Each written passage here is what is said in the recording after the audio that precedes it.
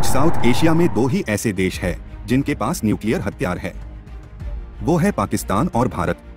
पाकिस्तान आजादी के समय से ही भारत को युद्ध के लिए उकसाता आया है और हर बार खुद ने ही पहला अटैक किया। हालांकि हर युद्ध में पाकिस्तान को शिकस्त ही मिली है।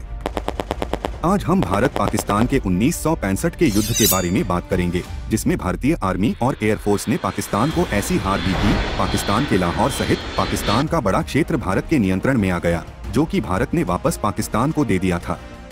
1962 के चीन भारत संघर्ष के परिणाम ने पाकिस्तान को कश्मीर समस्या का एक सैन्य समाधान तलाशने के लिए प्रोत्साहित किया। तब पाकिस्तान के पास एक आधुनिक सेना थी, जिसमें यूएसए ने भी काफी योगदान दिया था। इसी सेना ने पाकिस्तान के आत्मविश्वास को बढ़ाया। 1965 तक पाकिस्तानी सेना कवच, तोपखाने और वायुशक्ति में भारत पर बढ़त हासिल करने में सक्षम हो गई थी। श्रेष्ठता की इसी भावना ने उन्हें 1965 में कश्मीर पर आक्रमण की योजना बनाने के लिए प्रेरित किया। यह 3 चरणों वाला कार्यक्रम था। पहला चरण कच्छ के रण में, दूसरा कश्मीर और तीसरे की शुरुआत जम्मू में हुई, जिसमें भारतीय सेना का जम्मू और कश्मीर से संपर्क तोड़ने की कोशिश की गई। कच्छ का रण एक 80 किलोमीटर चौड़ा और 515 किलोमीटर लंबा भूमि का विस्तार है, जो भारत में गुजरात और पाकिस्तान में सिंध की सीमा पर है।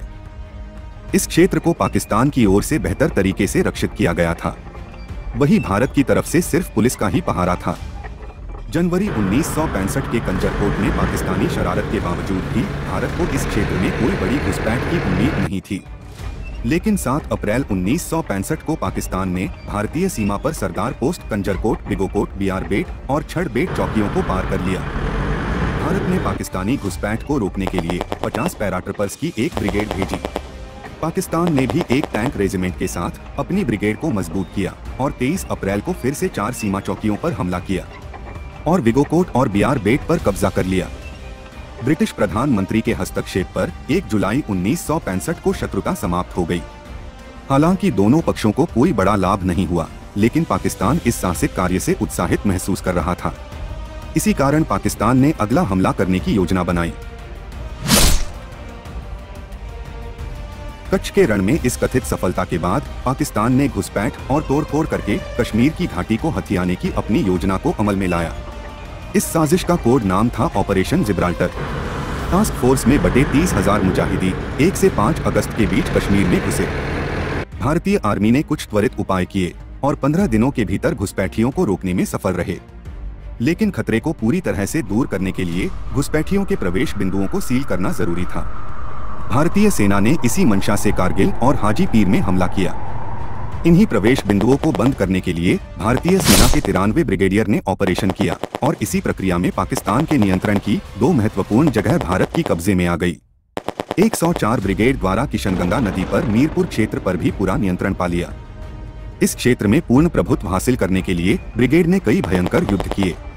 संक्षेप में, भारतीय सेना की समय पर कार्रवाई ने ऑपरेशन जिब्राल्टर को पूरी तरह से पाकिस्तान के लिए आपदा में बदल दिया। पाकिस्तान ने आखिरकार स्थिति पर काबू पाने के लिए ऑपरेशन ग्रैंड स्लैम शुरू किया। इसका उद्देश्य अखनूर पुल और जम्मू पर कब्जा करने के लिए छम्ब क्षेत्र में भारतीय सेना को हराना था, जिससे भारतीय सेना पूरी तरह कश्मीर से कट जाती। 1 सितंबर 1965 को पाकिस्तान आधुनिक टैंक्सर और तोपखाने के साथ कश्मीर की तरफ बढ़ा। पाकिस्तान ने अपनी सेना के डिवीजन बनाए थे, जिनकी अगर भारतीय सेना से तुलना की तो पाकिस्तानी सेना ज्यादा आधुनिक थी, जिससे सफलता को लगभग निश्चित ही कर लिया था। 5 तारीख को पाकिस्तान के अखनूर पर आगे बढ़ने के साथ ही स्थिति बहुत गंभीर हो गई। लेकिन भारत ने लाहौर, सियालकोट और राजस्थान सेक्टरों में पाकिस्तान पर पथभ्रष्ट हमलों का सहारा लिया। इसने युद्ध की बाजी ही पलट गई और पाकिस्तान के सपने को चकनाचूर कर दिया। लाहौर सेक्टर में इंडियन 11 कोर के 3 डिवीजनों ने उत्तर में पठानकोट से लेकर दक्षिण में सूरतगढ़ तक के क्षेत्र पर हमला किया। इन 3 डिवीजनों में 15, 7 और 4 नंबर के कोर डिवीजन थे और क्षेत्र को 3 सेक्टरों में बांटा गया था। जीटी रोड क्षेत्र में डिवीजन 15, खलरा बरकी क्षेत्र में डिवीजन 7 और करण कसूर क्षेत्र को 4 माउंटेन डिवीजन को सौंपा गया था। प्रत्येक डिवीजन को आवश्यक टैंक्स और तोपखाने का समर्थन प्रदान किया गया था। सेना का उद्देश्य नहर के पूर्व के सभी पाकिस्तानी क्षेत्रों पर कब्जा करना था। भारतीय हमला 6 सितंबर 1965 को सुबह 4 बजे शुरू हुआ। शुरुआत में उत्तरी क्षेत्र में 15 डिवीजन का संचालन अच्छी तरह से चला। एक ब्रिगेड ने पहले ही स्वीप में डोगराई पर कब्जा कर लिया। इसके बाद सेना ने नहर के पार एक ब्रिजहेड की स्थापना की और सेना लाहौर के बाहरी इलाके बाटापुर पहुंची। लेकिन दुश्मन के क्षेत्र में घुसकर युद्ध करना साधारण काम नहीं था और जब पाक सैनिकों ने अच्छे टैंक्स के साथ जवाबी कार्रवाई की तो सेना को पीछे हटना पड़ा। लेकिन सेना के पीछे हटने के बाद तुरंत ही दूसरा प्रयास किया गया और इस प्रयास ने भारतीय सेना को सफलता दिलाई।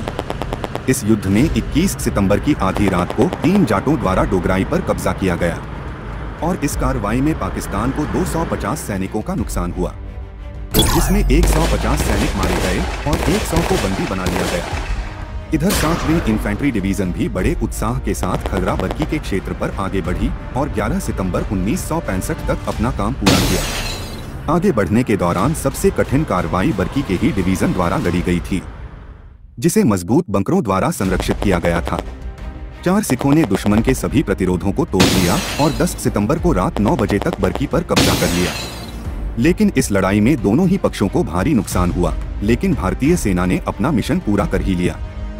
डिवीजन 10 और 7 को बड़ी सफलता मिली, लेकिन डिवीजन 4 भारी मुश्किलों का सामना कर रही थी। हालांकि इसके बाद भी सेना ने पाकिस्तान के कुछ जमीन पर कब्जा किया और खेम क्षेत्र पर हो रहे पाकिस्तान अटैक को भी रोक दिया। डिवीजन डी को कुछ प्रारंभिक सफलता मिली, लेकिन पाक काउंटर आक्रमण ने सेना को रोक कर रखा। वास्तव में पाक ने इस क्षेत्र में इस डिवीजन कोर को नष्ट करने के लिए एक व्यापक कदम के रूप में एक शक्तिशाली हमले की योजना पहले से ही बनाई थी। इसी कारण डिवीजन 4 को पाकिस्तान के हमले का उत्तर देने में असमर्थता प्राप्त हुई और कुछ क्षेत्र वापस पाकिस्तान के कंट्रोल में चला गया। अब भारत की इस क्षेत्र में केवल 3.5 ही बटालियन शामिल थीं, क्योंकि 7वीं ब्रिगेड भी पाक हमले में अप्रभावी हो गई।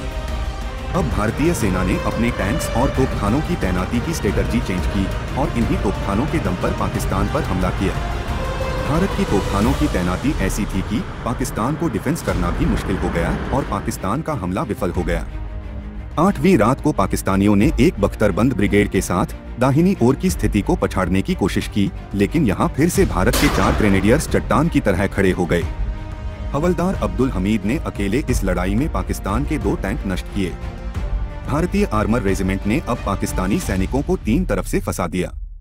उत्तर की लड़ाई में पाकिस्तान ने 97 टैंक खो दिए। तब भारतीयों ने नए क्षेत्र पर फिर से कब्जा करने के कुछ प्रयास किए, लेकिन पाकिस्तानियों ने इस क्षेत्र को आखिरी तक अपने कब्जे में रखा। छम पर दबाव कम करने के लिए भारतीय सेना द्वारा 8 सितंबर 1965 को एक कोर को लॉन्च करके सियालकोट सेक्टर में एक और मोर्चा खोला गया था, जिसमें 6 माउंटेन डिवीजन थी। लेकिन इस सेक्टर में पाकिस्तान के पास बख्तरबंद बटालियन थी और मौसम भी खराब था।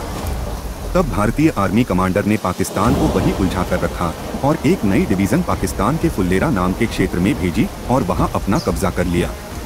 इसके बाद भारत ने सिंध में दुश्मन सेना को ठिकाने लगाने के लिए राजस्थान सेक्टर में तीसरा मोर्चा खोला और पाक रेंजर्स को रेगिस्तान के कई इलाकों से खदेड़ दिया। युद्ध के अंत तक रेगिस्तान में लड़ाई जारी रही और भारतीयों ने कुछ और लाभ कमाए।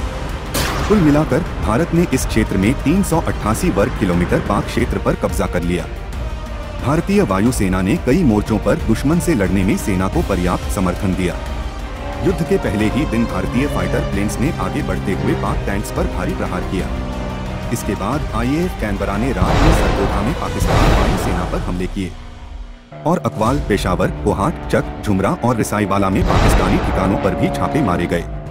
कैनबरा का उपयोग जमीनी हमले के लिए किया गया था, जबकि हंटर्स का उपयोग काउंटर एयर इंटरसेप्शन और क्लोज सपोर्ट मिशन के साथ साथ फ्लाइंग कॉम्बैट और पेट्रोलिंग के लिए किया। नेट स्क्वाड्रन वायु रक्षा के मुख्य आधार थे। पाकिस्तान के F-86 के खिलाफ नेट की आश्चर्यजनक सफलता ने इसे सबरे स्लेयर नाम दिया। इस संघर्ष के दौरान पाकिस्तान ने 70 और भारत ने 35 विमान खो दिए। भारतीय नौसेना ने हमारे बंदरगाहों और तटरेखा की सुरक्षा सुनिश्चित की। पाकिस्तानी नौसेना ने द्वारका बंदरगाह पर एक गुप्त छापेमारी की, लेकिन भारतीय नौसेना ने पाकिस्तान के सपनों को चकनाचूर कर दिया और पाकिस्तान की नेवी को बड़ा झटका दे दिया। 1965 के युद्ध में हथियारों और उपकरणों में अपनी श्रेष्ठता के बावजूद पाकिस्तान को सोल्जर और सामग्री में भारी नुकसान उठाना पड़ा। ऐसा अनुमान है कि पाक सेना के 5,988 लोग मारे गए और कई घायल हुए। भारत में 2,735 लोग मारे गए और 8,225 घायल हुए। पाकिस्तान के 475 के मुकाबले भारतीय टैंक नुकसान सिर्फ 80 थे। आज भी राजस्थान में पाकिस्तान के छोड़े हुए टैंक मौजूद है, जिसे आप भी देख सकते हैं।